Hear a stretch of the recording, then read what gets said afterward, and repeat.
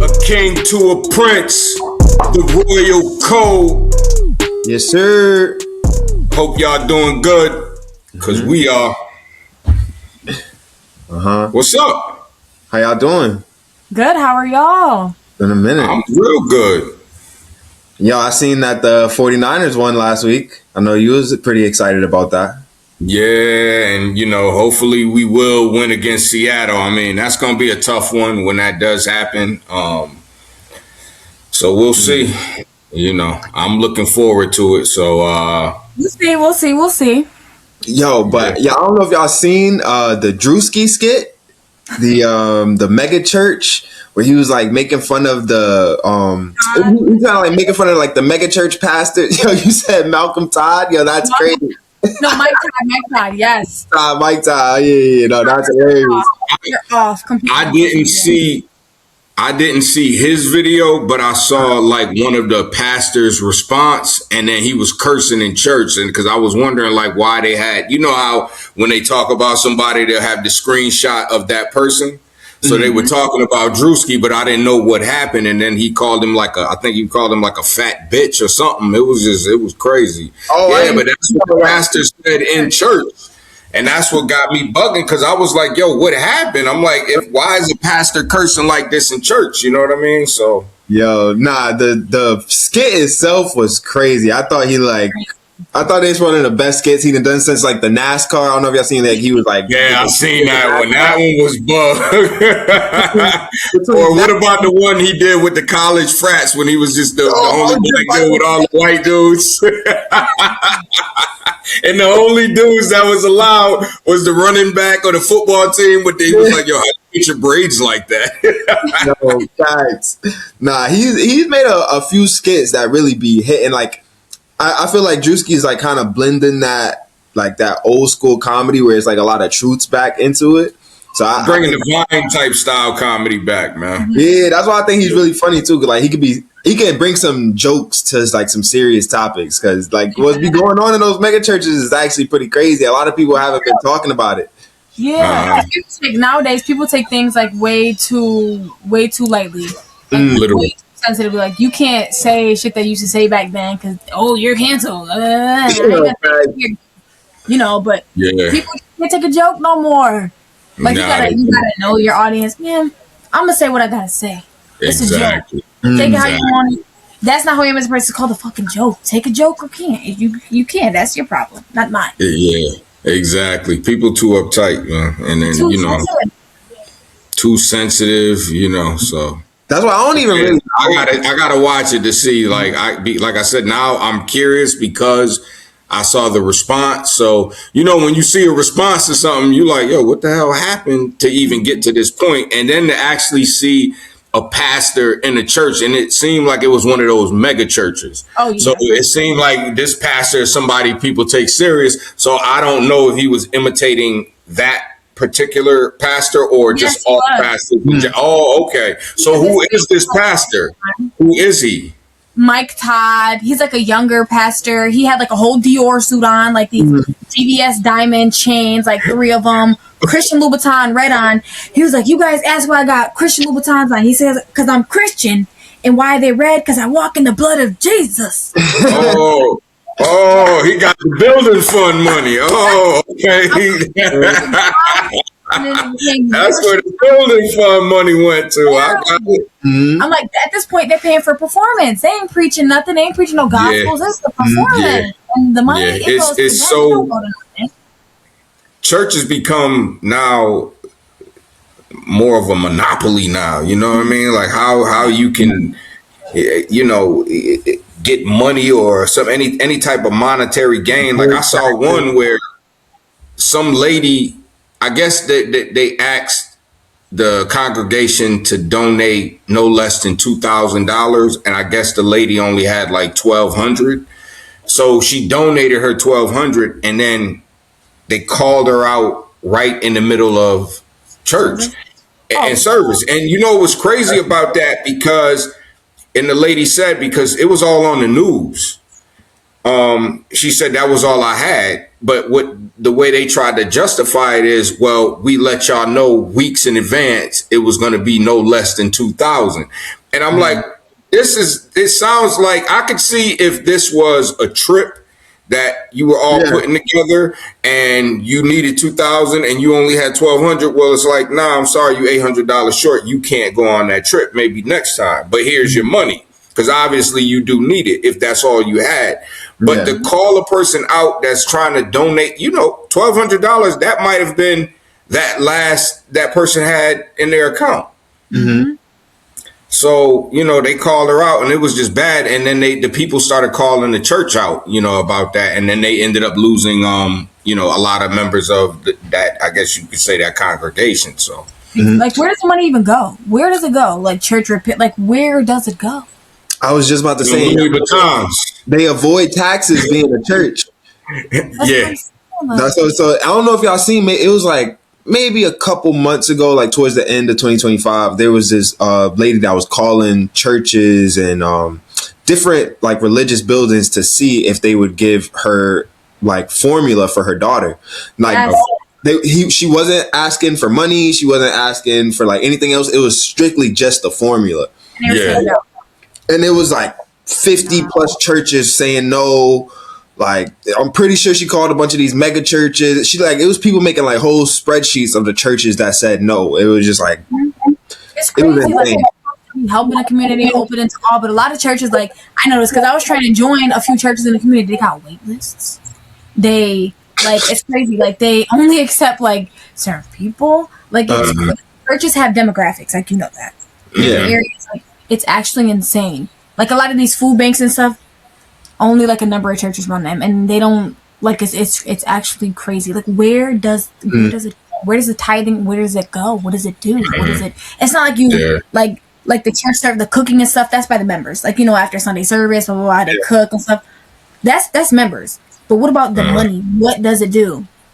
Exactly. Congregation, the past. That's where it go to. Yeah. No shade, no tea on the churches. We love y'all. We love. Exactly, because I mean it's important. Like prayer, church, God, religion. That's important, but you also do look at it from a sense of like we're not fools, so we know, like what's going on, and then you also see when you start looking at churches, like there's some churches now that have ATMs in there. It's like, okay, what am I learning here? Because and then I start to go into what is the pastor or the priest, whoever, what are they speaking now? Because if your only intention is greed, that's basically a sin. So why should I listen to you in the first place? You know what I mean? So I don't know. I haven't been to church in a while. I can admit that, but I pray every day. I'm spiritual. I'm not a holy roller.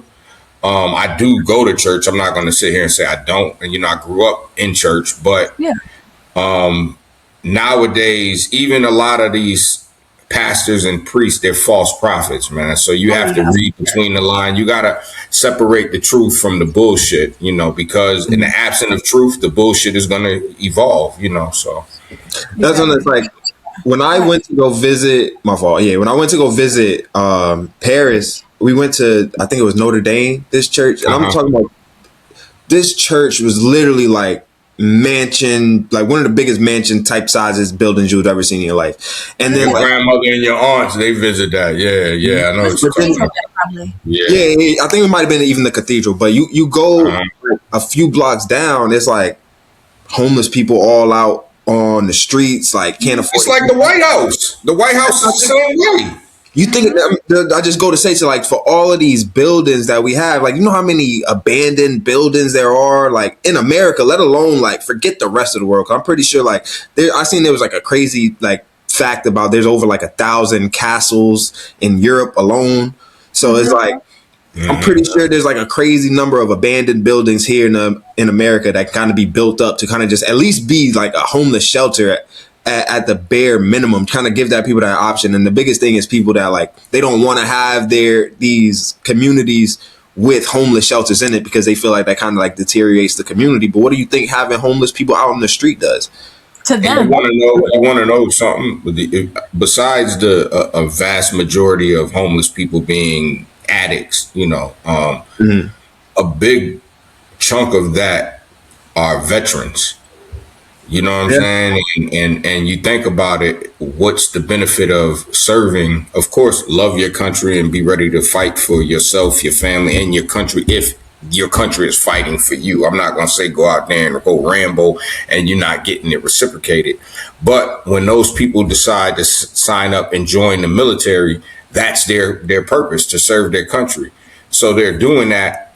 And then when they come back, because of their addiction or whatever may have happened to them mentally, you just leave them out there in the streets, and then where do they go? That's why they gravitate towards places like the White House, or like you said in where was it, Paris or England, right down the block, where you see a vast majority of homelessness. You know what I mean? And you don't know who those people are. So yeah, and it's crazy because a lot of the times, like, the addiction might not have even been the reason that they became homeless, but it could have just been something that got picked up along the way, because like people forget that homelessness doesn't just happen overnight. Exactly. And that's why a lot of people, that's like just changing your perception on how quickly the vast majority of people can become homeless. Like, everybody living check to check. One bad day, one bad financial decision, one, $1,000 emergency could be the difference between you and homelessness. And a lot of people don't really put that into perspective because they have the value and benefit of having a supportive, like, family, or having, just somebody to depend on. A lot of these people don't have that as well. So it's like you said, that's why they'll gravitate to these places that are like seen as like maybe like a holy building or something that's, meaningful to them, like the White House or something like that. So it's just crazy to see. And then like how people kind of had like this disdain on them. It's like automatically you'll just call somebody a bum because they homeless or living out on the street. Exactly. Yeah. This could have been like somebody that was like on the verge of like creating something or being somebody important to, in politics. And like, so it's like, we never know like what could have happened if, maybe they just had that support system, had that help from the government. They just had one bad day. Like literally, like, I didn't tell you this, but literally 3 days before Christmas. No, I told you, Corey. 3 days before Christmas, I lost my job. I was an HR manager. Lost my job. I was making good money. And I just been asked out. If I didn't have the support from my mom, my family, I would be in that predicament. I would be out on the street. Like, I would be asked out. And it's literally the matter of having a support system. Like, your support system is everything. But then it's some people who literally have but no contact with their family for the sake of their mental health. And then people just go haywire. Like, they just find they would rather be out on the street than be in a toxic situation with their family. Yeah. Like, it's literally like just a matter of people separating themselves from a negative environment. Like, it gets that real. People putting themselves first. And if that means they're out on the street, a lot of people don't even have no addiction problems. A lot of people just would rather choose their peace. And if that's what it is. Yeah, that's so true. That is so true. Yeah. That's their peace. And that's what it's got to be. Unfortunately. And that's a bum. They don't have access to showers and access to water, but shit, that's their peace. Rather than getting screamed at by this person, accused. Shit, fuck it. Yeah. Go live under the bridge. Do what you got to do. Gather your bearings. But then if you notice, a lot of other homeless people who are addicts will refuse to go to the shelter because they want to live in a cycle. They don't want to get help. Or, in the situation, shelters are overcrowded. Like Amari. There's a lot. Yeah. Yeah. Yeah. It's like an ongoing cycle. There's plenty of buildings that they could create shelters in, but there's you got to have people have to have a want to help. We don't have enough people who want to help. And that's true. And you made a point that's true, Chloe, when you said that a lot of people don't even want to help themselves, because that's where it does start. I know you have a big chunk of people that there is some people that want to get help, but they just can't kick it, whether it's a habit or whatever it is. But then there is people that they like and rather be not caught up in the system of whatever it is. And, you can get high and just live a life where they feel that they're at peace. That's what they're going to do, And that's them. That's them. Who are we to judge? It's growing. It's growing because here in Syracuse, and I know you see it, Chloe, Amari, when I lived in the city, and I know you see homeless, you see addicts, but it's not as in the forefront because the city is so big. So they just blend in with everybody else. Yeah. But here in Syracuse, and Amari, you've lived there, spent time here. So,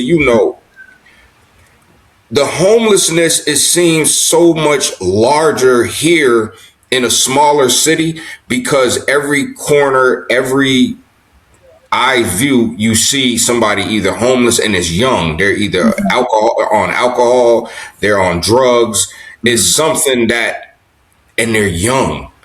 I'm talking about from 17 to like 26, 27. And I'm like, wow, it's crazy because that has shifted because it wasn't like that when I was that age, you know. Yeah. But a lot of people don't want to get the help. And y'all say like, just to get into something else, y'all say like a lot of people don't really want to offer that help. And how do y'all feel about the ethics? Or let me phrase this better. Do y'all feel like you can be a billionaire and still be ethical or moral? No. How do you feel about it? A billionaire? No. A billionaire and still be ethical and moral? It depends on, I guess, what you're into. Like, are you into more of trying to build up and help, or like, I guess I would think first, how did you acquire this billion? You know what I mean? And this was the argument that I was having with the person that kind of like posed this question to me. It was like, I guess it would depend on what field you're in, because just using him as an example, I don't know this person. I don't know his ins and outs, morals, ethics, whatever. But LeBron James, he's a billionaire.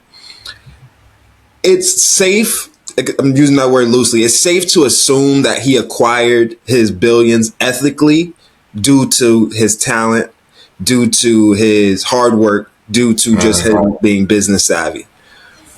But it's just the thought process of actually getting to $1 billion. There's someone that had to get underpaid. There's someone that had to get mistreated in that. Yeah. And then she made the point. Let me piggyback off you real quick and I'll let you finish. Chloe, when she said no, she did, because you used a great example, LeBron James. Now I'm going to use an example. I'm going to play the devil's advocate. Let's look at Diddy. You're right. Mm-hmm. How did he acquire his billions? A lot of people got stepped on. Exactly. So when you look at it like that, she is right. And you know what I mean? It's a what and what in that situation, because to get that money, you know you're going to step on a lot of people to get up there, especially if it's something in that type of field. You know what I mean? But when you look at somebody like LeBron James, it could have come over his talent, you know, and of course the endorsements and everything else that comes along with that. So it's like, if you wanted to be an ethical billionaire, that those two shouldn't even go in the same sentence. Exactly. Ethical, why would you have $1 billion fucking dollars? Yeah. And not giving it out and not doing something to, you know what I mean, to have an impact. Yeah, because there's nothing wrong. Like, shit, I would love to have $1 billion, but I know what I would do. Like us, this thing would be even bigger. But everything else that's wanted to do it, or I could help, of course, that's something that I would do. So yeah, that is true. The thing is, a lot of billionaires' mindsets, their thing is, oh, I don't want to foot the bill for a situation I didn't create. Mm-hmm. But the fucking problem is, help people, help someone. Exactly. And if they do want to help, they create a charity with their name on it. Fuck the name. Just create it anonymously. The whole point of charity is to donate anonymously. Create it in somebody else's name or somebody who was sick or whatever. But a lot of billionaires want to be known, and then boom, they still profit from a charity like GoFundMe. They take profits from somebody's situation. What is the point? Like, GoFundMe is $1 billion organization. How? If that's a charity, people who are dying of cancer, who need help, who need their bills paid, people who lost tragically, like, y'all, how is GoFundMe, a charitable website, making a profit off of sick people? That's fucked up. Yeah. And they profit off of people's pain too. That's not, like, you look at how many GoFundMes get set up for people that just kill innocent people, and it's like, where's the ethicalness in that? You know what I mean? Like, where? And it's not. But at the same time, it's their right to do. And a platform like GoFundMe, they're not looking at it like that, because they're going to look at the legality. Well, by right, they do have this. We're just a platform. We don't know these people individually. And it's true, because you got millions of people that are setting up GoFundMe, so you don't know everybody. But at the same time, all guidelines, they look at the guidelines all across the board, no matter what it is, you know, like, and that's the sad part of it, you know. It's messed up. Yeah, I agree with you. I don't think that an ethical billionaire can, really exist just due to the time and effort it takes to become a billionaire. It takes much more than just having $1 billion. I think there's a lot more that just goes into it. And like you're saying, like if you're not outputting something to actually be beneficial to Earth itself, like I don't really see. There's always something that you can improve on in that sense. Exactly. And if you're not, then you're doing basically you continuing on with the bullshit. So because oh, sorry, go ahead. No, go ahead. What you was gonna say? Like millionaires, like that's still a lot of fucking money. But it would take you. I saw this video on TikTok. I think like 100 years or 200 years for a millionaire to become a billionaire. That's insanity. I'm bad at math. Don't get me wrong. And my memory shit, so I'm probably wrong. But it would take like a lot of fucking years for a millionaire to become a billionaire. That's a difference. That's insane. Still, $1 million is a lot of fucking money. Millionaires should still be helping out. But that's why the rich stay richer, is because they keep all the money to themselves. What are you doing with the $1 billion? What are you doing? What are you doing? Like if I was a billionaire, you would see me. There would be literally if the billionaires gave like money to all the homelessness would be solved. Homelessness would literally be solved. Like they could solve homelessness like that. Yeah. And still have too. money. You said what? Like, that's really my thinking too. Is like how homelessness, at least for a small population, let's just say children, at the very least, like how is this not solved in just a matter of finding a place that's you can building this shelter, funding this shelter. It's like it doesn't take billions of dollars to do that. It barely even takes millions of dollars. Like I think it takes about less than $5,000 to feed a child, like a child that's not homeless. So if it does that, I'm pretty sure the kids that weren't really eating anything for a day will just enjoy the 2 to 3 meals that they're supposed to be getting just existing. Yeah. Exactly. Yeah. It's definitely something that I think would change if billionaires or millionaires, that top 1%, was taxed a bit differently.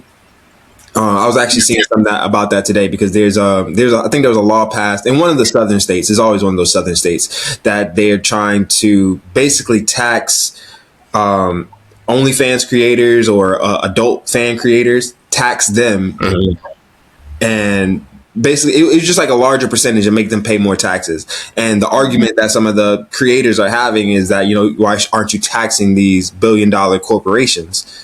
And then there was also a stat that was like about 32,000 out of like the billion businesses that are out there are profiting over $1 billion. So that's trillions of dollars just being moved around throughout, and it's like I don't think anybody really. Well, you basically answered it too, because the OnlyFans, or let's just say content creators, their argument is like, well, why aren't you taxing these billion-dollar corporations?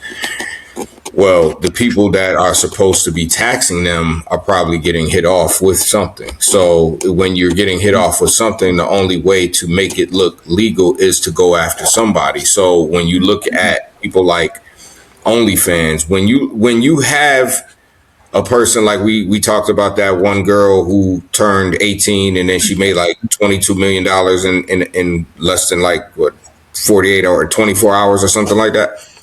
When you're making that type of money, they're looking at it like, okay, well, I know they're not going to break me off any of that 22 million, but I know this corporation, who I would charge triple that amount in taxing, they're going to give me what I want. So I have to, by law, I have to go after somebody. So who do you go after? You go after them. And then they're going to look at it like, well, if you've made 22 million doing like that in the day, you shouldn't have a problem with paying this amount for taxes, because you're going to turn around and make that same money the next day. You know what I mean? So somebody has to pay and somebody has to get paid, you know. Because even just like moving away from like OnlyFans, even like creators like on Twitch and things like that, like Kai Cenat, like they not getting taxed the same as these other businesses. But of course not. pull up, he does one, because he hasn't been streaming for like, I think like a month or something now. He pulled back up on stream. He can make $1 million in one stream, untaxed.